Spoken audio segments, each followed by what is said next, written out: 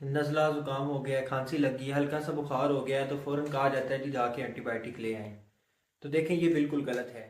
Normal routine में हमें common cold हो जाता है, इसमें फ्लू वगैरह है, गला ख़राब हो जाता है हल्का हल्का, और आपका बॉडी का टेम्परेचर थोड़ा सा रेज हो जाता है। तो ये हमारे पास जो वायरल इन्फेक्शन की वजह से मोस्टली होता है, ये वायरस वगैरह अटैक करते हैं आपके, जिसकी वजह से आपको नज़ला हो जाता है, ज़ुकाम और गला ख़राब हो जाता है। तो इसमें आपने पहले नंबर पर ये आपको बता दूं कि इसमें आपको किसी तरह की कोई भी दवाई वगैरह की ज़रूरत नहीं पड़ती, और ये 6 से 7 दिन में नॉर्मली रूटीन में ठीक हो जाता है बगैर किसी दवाई वगैरह के।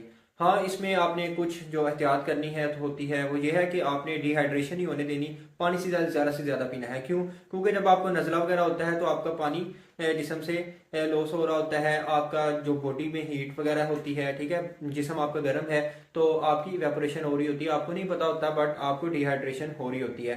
तो आपने कोशिश यही करनी है कि डिहाइड्रेशन ना हो, पानी का ज़्यादा से ज़्यादा इस्तेमाल करें, और आपने रेस्ट ज़्यादा से ज़्यादा करनी है ताकि आप जल्दी रिकवर हो सकें।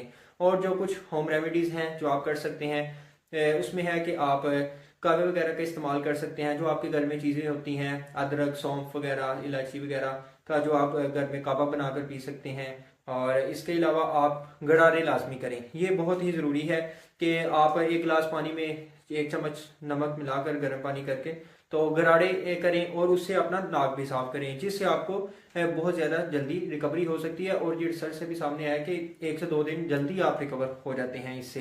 तो ये होम रेमेडीज़ आपने लाजमी करनी है। शहद आपके पास है तो वो भी पानी में मिलाकर आप पिए, उससे भी ज़्यादा इफाका होगा। हाँ, चाय भी आप पी सकते हैं, बट ये करना है कि बहुत ज़्यादा गर्म चाय ना हो, ताकि वो आपको गले को इरिटेट ना करे। और जो एंटीबायोटिक्स हैं वो कब ज़रूरत पड़ती है? जब आपको कोई बैक्टीरियल इन्फेक्शन होता है।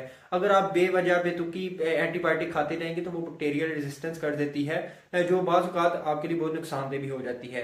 ठीक है, तो इसमें आपने जब आपको बहुत ही ज़्यादा शदीद किस्म की इलामात हों, बहुत ज़्यादा शदीद बुखार है, या गला वगैरह बहुत शदीद ख़राब हो गया है, बुखार भी आपको बहुत ज़्यादा है, उस केस में आपने अपने डॉक्टर से लाजमी रिव्यू करना है।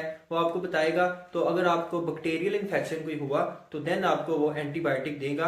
अदरवाइज अगर आपको कोई वायरल इन्फेक्शन है, जैसा कि कॉमन कोल्ड वगैरह, नज़ला ज़ुकाम, ये अमूमन हो जाता है, इस केस में आपको दवाई वगैरह की बिल्कुल ज़रूरत नहीं है। आपको जो होम रेमेडीज़ बताई हैं आप उनका इस्तेमाल कर सकते हैं, या पैरासीटामोल अगर आपने इस्तेमाल करनी है वो भी कर सकते हैं, या ब्रूफन वगैरह, हाइड्रोब्रूफन, उसका भी इस्तेमाल कर सकते हैं।